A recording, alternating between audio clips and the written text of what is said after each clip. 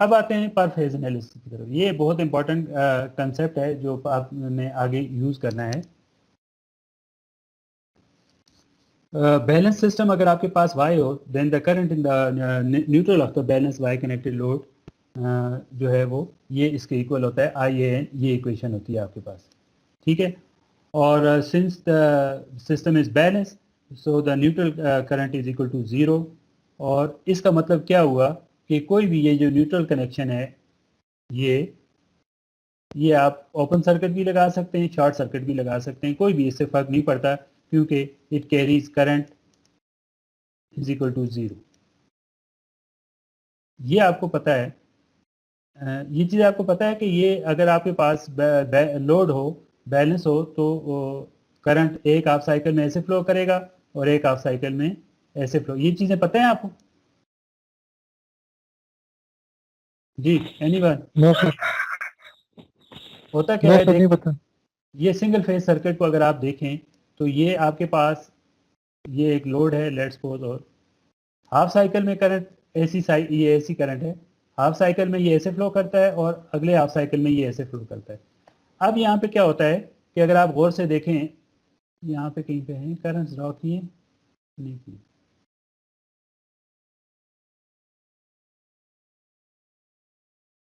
Current नहीं draw हुआ।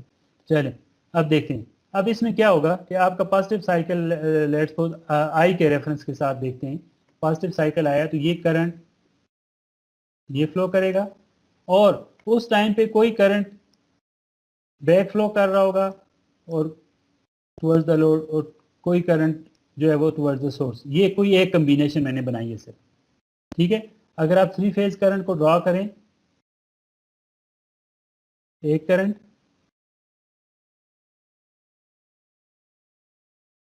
अब ये एग्जैक्ट नहीं है, मैं कोशिश तो करूंगा लेकिन एग्जैक्ट मुश्किल ही है।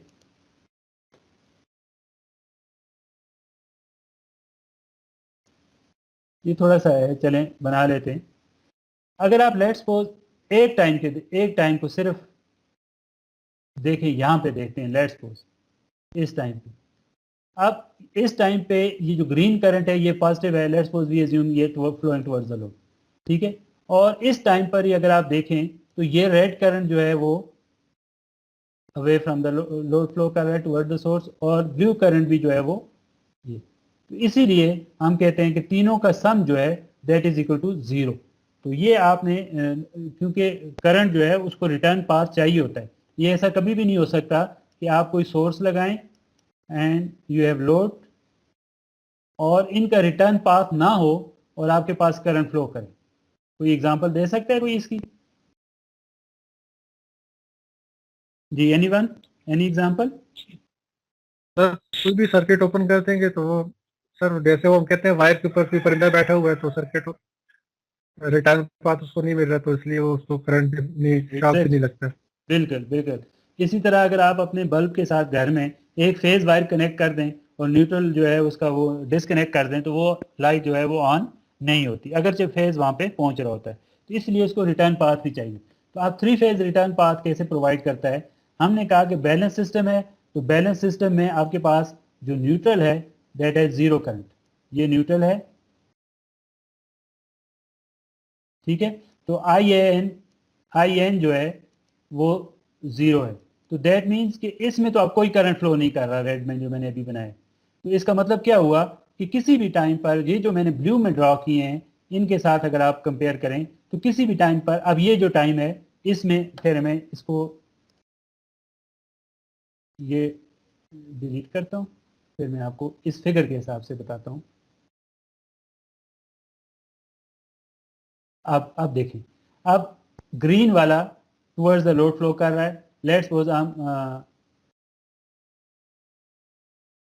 ए इसी सीक्वेंस में बना लेते हैं बी और सी, ठीक है। तो सी फेज जो है वो ग्रीन है, तो ग्रीन जो है टुवर्ड्स द लोड फ्लो कर रहा होगा। बी जो है, बी इसके अपोजिट डायरेक्शन है, अपोजिट है ना, एक ऊपर है पॉजिटिव है, नीचे नेगेटिव है। और रेड भी जो है वो, ये एक सिचुएशन है। अब इनका मैग्नीट्यूड भी जो है वो ऐसा होगा कि इनको सम करें तो दैट इज इक्वल टू 0। तो इसका मतलब ये हुआ कि ये मैं सिर्फ जो है वो आपको बताता हूँ कि ये जो रिटर्न पाथ है वो क्या होता है, क्योंकि मैग्नीट्यूड के साथ अगर आप इनको करेंगे तो वो एग्जैक्टली जो है वो 0 के बराबर हर एक टाइम पे आएगा अगर आपका सिस्टम जो है वो बैलेंस है। अगर आप लेट्स सपोज इस टाइम पर देखते हैं, ये जो टाइम है, ये ऊपर फिगर मैंने लाइन ड्रा की है, इस टाइम पर देखते हैं, तो अब मैं दूसरे कलर के साथ इसको ड्रा करता हूँ। तो we see that blue phase that is B, ये पॉजिटिव है, इस टाइम पर ये इधर फ्लो कर रहा है। और then green that is also positive, ये भी इधर फ्लो कर रहा है। और रेड जो है वो आपका ए, ये जो है away from the load flow कर रहा है, ये ठीक हो गया। अब ये सीक्वेंस बन गया।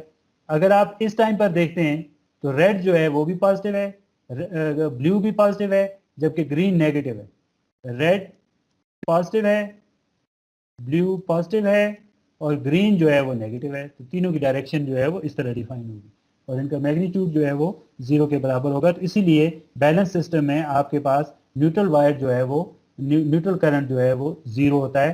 तो न्यूट्रल करंट जब 0 होता है तो ये जस्ट आपके लिए फॉर नो पर्पज एक लाइन है, ठीक है। तो इसको आप 0 से या इन्फिनिटी से लेके कहीं पर भी जो है वो इंक्लूड कर सकते हैं।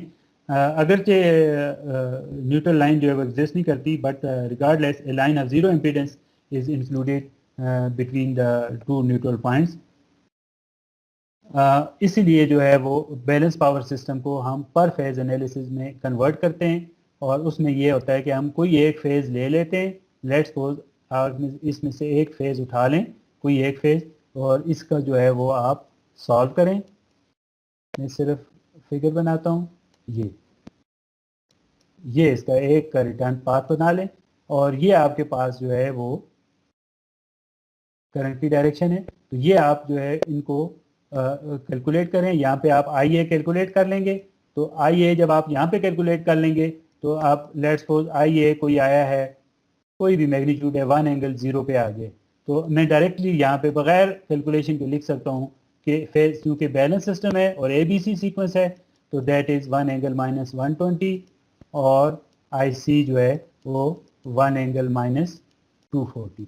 ये मैं डायरेक्ट लिख सकता हूँ यहाँ बगैर सोचे समझे, ठीक है। और इसी तरह अगर आपने यहाँ पे कोई एक फेज वोल्टेज फाइंड कर ली है वी ए एन की, तो वी बी एन भी लिख सकते हैं और वी सी एन भी लिख सकते हैं। तो इसीलिए जो आप इसको पहला सिस्टम, तो बात तो ये है कि आपका सिस्टम बैलेंस हो, एंड नंबर 2 इनको आप डेल्टा में कन्वर्ट करें, पर फेज एनालिसिस कर, सॉरी वाई में कन्वर्ट करें, पर फेज एनालिसिस करें। Then according to the your statements आप बैक इनको जो है वो अगर आपको रिक्वायर्ड है तो then you can convert it into again into a delta connected system, और आप सारी वैल्यूज जो हैं वो आप कैलकुलेट कर सकते हैं। तो ये पर फेज एनालिसिस, अभी हम इसके बाद जो है वो इसी पे फोकस करेंगे। ये आपका पर फेज सर्किट है, पर फेज इक्विवेलेंट सर्किट। आपको कोई भी परेशानी नहीं होगी इसको सॉल्व करने में, जब जब जब तक आपके माइंड में जो हमने अभी तक 3 फेज का एनालिसिस किया है वो आपके माइंड में मौजूद है। आप सिंपल कैलकुलेशंस कर सकते हैं। अब ये फिगर जो है वो फेज ए को शो कर रही है। It consists of a source VAN in series with the line ZL and load ZP। ये आपके पास इस फिगर में शो हुए हैं। इसी तरह जो है वो नॉर्मल यहाँ आपके पास दो नोटेशंस होती हैं, डबल सबस्क्रिप्ट नोटेशन और सिंगल सबस्क्रिप्ट नोटेशन। तो यहाँ पे आप जो है वो नॉर्मली पर फेज एनालिसिस में सिंगल सबस्क्रिप्ट यूज़ करते हैं। ये जैसे वी ए है, तो वी ए का मतलब क्या हुआ है कि इसका क्लियर मतलब ये होता है कि that is voltage V A N, ठीक है। तो जब भी सिंगल सबस्क्रिप्ट में आपके पास आएगा तो नोटेशंस तो वो आपको क्लियर बताएगा। अदरवाइज 3 फेज सिस्टम में हमने लिखते रहे, ये देखें यहाँ पे V A N, E A N और ई सी एन, आप यहाँ पे ऐसे पढ़ते रहें। जो ये डबल सबस्क्रिप्ट नोटेशन है, ये 2 पॉइंट्स के दरमियान बताती है कि कोई 2 पॉइंट्स हैं वी ए और वी बी, तो वोल्टेज जो है उनके दरमियान वी ए भी होगा, करंट उनके थ्रू जो फ्लो करेगा आई ए भी। तो ये 2 पॉइंट्स मैं बना लेता हूँ, ए और बी। अब कोई मुझे बता सकता है कि अगर मैं वी ए बी लिखूं तो इसका पॉजिटिव टर्मिनल मैं कहाँ पे बनाऊंगा? Sir V A minus V B. V A minus exactly V A positive है और वी बी ये इसकी पोलैरिटी होगी। ठीक है, ये अंडरस्टूड होगा। जो सबस्क्रिप्ट में पहले लेटर होगा वो उसका पॉजिटिव टर्मिनल होगा। इसी तरह अगर मैं लिखूं आई ए बी, ये इसकी डायरेक्शन होगी from I A to I B. ठीक है, ये आपके पास जो है वो सिंगल सबस्क्रिप्ट नोटेशन और डबल सबस्क्रिप्ट नोटेशन होंगी आपके पास।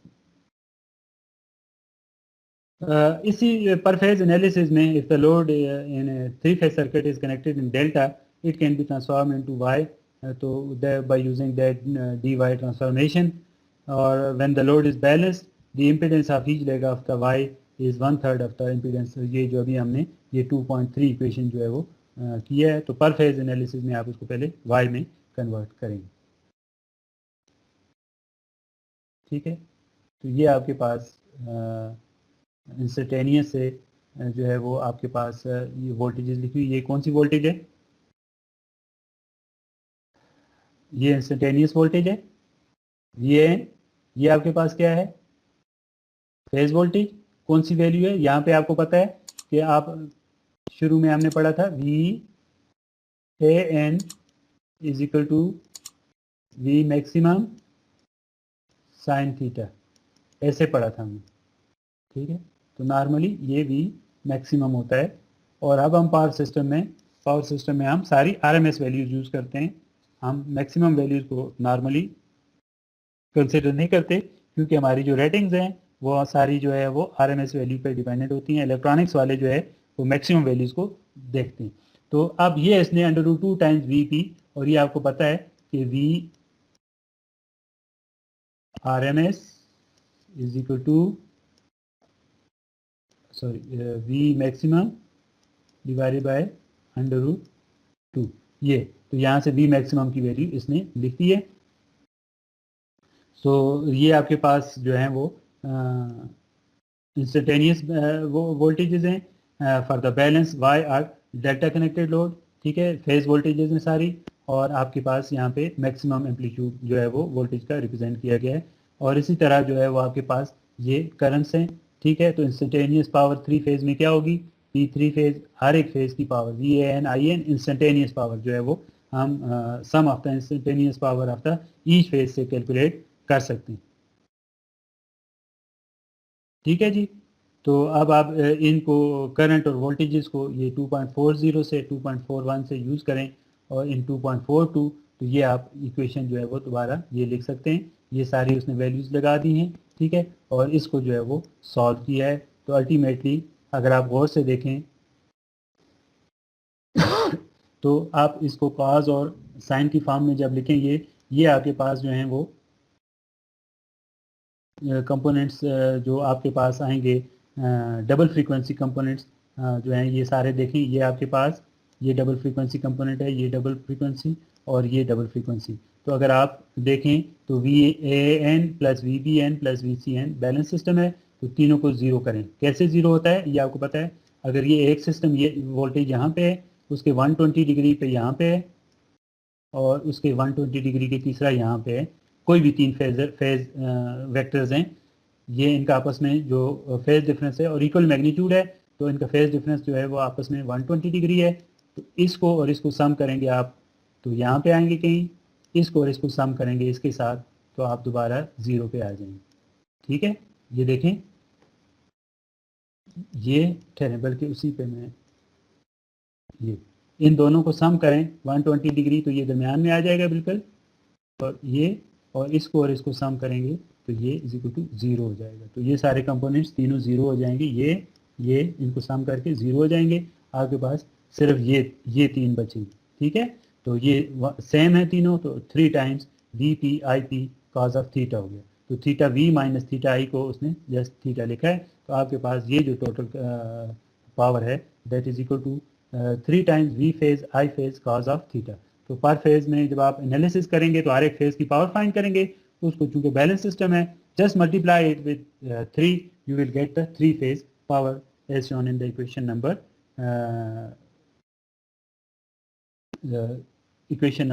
2.44। अनदर इम्पॉर्टेंट थिंग जो है वो आप अगर आप गौर से देखें तो ये सारी पल्सेटिंग पावर्स थी, इंडिविजुअल पावर ये आपके पास पल्सेटिंग होती हैं, टाइम के साथ वेरी करती। तो 3 फेज हर एक की ऐसी होगी पावर। तो अल्टीमेटली जो आपके पास रिजल्ट आया है वो अगर आप गौर से देखें तो आपके पास एक कांस्टेंट वैल्यू आई है, ये आपके पास 2.44 जो power in each phase is pulsating power, then it melt up after real power and the reactive power. ठीक है, तो 3 फेज एक्टिव पावर जो है वो आपके पास ऐसी होगी। इसी तरह सिमिलर कैलकुलेशंस के साथ 3 फेज जो है वो रिएक्टिव पावर आपके पास ये होगी। ठीक है, और कम्प्लेक्स पावर आपके पास P प्लस जे क्यू होगा, और इस फार्मूले से भी आप कैलकुलेट कर लेंगे। ये आगे आप न्यूमेरिकल सॉल्व करेंगे तो आपके पास ये कैलकुलेशन आसान होगी। अब ये जो पावर्स हैं ये तीनों जो हैं वो आपके पास ये जो खास तौर पे 2.44 इक्वेशन और 2.45 ये आपके पास फेज वोल्टेजेस में बताई गई। तो अगर आपको याद हो तो किसी भी, अगर आप डेल्टा में हो या वाई में हो, डेल्टा में हो या वाई में हो, ये आपके पास वाई के बेसिक रूल्स हैं और ये आपके पास डेल्टा के बेसिक रूल्स हैं। वाई में phase voltage under root 3 times line voltage होती है और फेज करंट और लाइन करंट इक्वल होते हैं। डेल्टा में फेज वोल्टेज और लाइन वोल्टेज इक्वल होती है और phase current under root 3 time line current divided by under root 3। तो यहाँ पे अगर आप ये इनमें कोई एक वैल्यूज जो है किसी एक के लिए पुट करें, देखें वी फेज है तो वी फेज की जगह पे V line into under root 3 put करें, ये डिवाइडेड बाय अंडर रूट 3 है, ये लाइन नजर। ठीक है, तो ये क्या हो जाएगा 3 multiply by V line divided by under root 3, और आपके पास आई फेज और आई लाइन जो है वो बराबर हैं, that is equal to I line. तो ये अंडर रूट 3 और ये अंडर रूट 3 आपके पास जस्ट अंडर रूट 3 बचेगा, अंडर रूट 3 और 3 से, तो ये आपके पास ये रिजल्ट आ जाएगा। इसी तरह अगर आप डेल्टा के लिए इसको करें, इसी को सॉल्व करें, तो आप देखेंगे कि अगर आप डेल्टा में हैं तो वी फेज और वी एल इक्वल हैं, तो that means V phase is equal to V L multiply by I phase, तो I phase is equal to I line divided by under root 3, तो I line divided by under root 3, और यहाँ पे 3 है तो ये 3 और ये अंडर रूट 3 आपको रिजल्ट देंगे जस्ट अंडर रूट 3 में वी लाइन और आई लाइन। तो नॉर्मली ये जो कैलकुलेशन है ये नॉर्मल स्टैंडर्ड कैलकुलेशन जो है वो आपकी यूज होगी इक्वेशन 2.4 और 2.5। सो अगर आप इन इक्वेशंस को गौर से देखें 2.44 और 2.45 तो आपको ये क्लियर होगा। इसी तरह 2.48 और 2.49 को, तो अगर आपको ये क्लियर होगा तो कि ये आपके पास सेम है दोनों स्टार और डेल्टा के लिए, जो स्टार के लिए है वही डेल्टा के लिए है, तो इसमें आपको कन्फ्यूजन नहीं होगी। जस्ट आपके पास अल्टीमेट कैलकुलेशन में जो कन्फ्यूजन होगी वो इस पॉइंट के लिए होगी कि आपने स्टार डेल्टा में वोल्टेज और करंट की जो कन्वर्जन करनी है उनका फ़र्क होगा, अदरवाइज पावर दोनों का जो है वो same for either for delta connected load और वाई कनेक्टेड लोड। इसी तरह 2.48 और 2.49 में इक्वेशन में you have to remember that for calculation of active power and reactive power theta is the phase angle between the phase voltage and the phase current. ये important factor है कि ये जो एंगल है ये फेज वोल्टेज और phase current के दरमियान है, जो हमने यहाँ पे डिफाइन किया है। ये देखें theta V theta I, theta V कहाँ पे, ये देखें theta V is the angle of the phase voltage, line V A N का है, तो यहाँ से चला इसी तरह करंट का भी। तो ये आपके पास जो दोनों हैं ये फेज एंगल्स हैं, फेज वोल्टेज का और फेज करंट का। तो दूसरा आपके पास अगर आप सिंगल फेज में जिस तरीके कैलकुलेशन करते हैं, in the case of a single phase system the computation of the power it is normally better to use the complex power expression of 2.47। और जो नॉर्मल प्रैक्टिस है, जो रेटेड पावर जो होती है वो 3 फेज गिवन जो होती है वो 3 फेज होती है, और रेटेड वोल्टेज जो है वो लाइन टू लाइन होती है। इसलिए आपने इनका ध्यान रखना है कि जो नॉर्मल वोल्टेज एक्सप्रेस की जाती है, कि आपको कहा जाता है कि let's suppose 11 kV voltage, 11 kV voltage means कि ये लाइन वोल्टेज है, लाइन टू लाइन वोल्टेज है। 120 kV 66 kV 500 की, ये सारी नॉर्मल रेटिंग में जो हम यूज़ करते हैं वर्डिंग, वो सारी की सारी लाइन वोल्टेजेस होती हैं। ठीक है, ये एग्जांपल है, इसको ज़रूर सॉल्व कीजिएगा। ये आपके पास एक स्टार है लोड और एक डेल्टा है, और ये आपके पास लाइन वोल्टेजेस आपके पास एक गिवन है, और बैलेंस सिस्टम होगा तो फिर आप क्या करेंगे। ठीक है, ये एग्जांपल जो है वो सॉल्व हुई है 2.7 2.8 भी इसी तरह। ये आपने दोनों को सॉल्व करना है और बड़े ध्यान के साथ सॉल्व करना और समझ के साथ। ये आपका टर्निंग पॉइंट है, ये इस चीज़ को जहन में रखिएगा। अगर आप इसको वैसे ही सर से उतारने की कोशिश करेंगे तो आप फंस जाएंगे आगे, लेकिन अगर आप इसको अच्छे तरीके से सॉल्व करेंगे तो आप जो है वो आसानी के साथ इनको आगे जो है वो कैलकुलेशन करेंगे, जो हम पर फेज सिस्टम एनालिसिस की जो है वो हम कैलकुलेशन करते हैं।